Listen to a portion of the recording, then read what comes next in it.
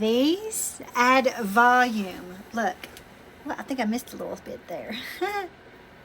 Got little small hairs. All right, so I've had them in for about 20 minutes. I did a little bit of a heat action with my blow dryer. Let them cool. Now let's take them out. See, they give me volume. I have a thin, fine, flat-like hair. I don't really ever have any body.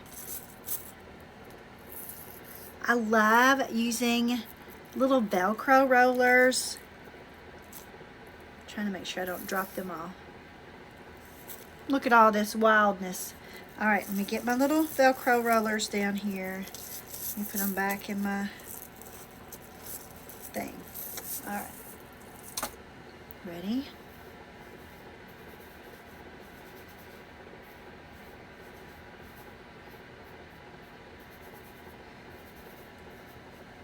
I love, look at that volume. Yeah. Look, did you see that? I just did this. Ooh, ooh, ooh. All right, so if you have something going on and you need to have lots of volume,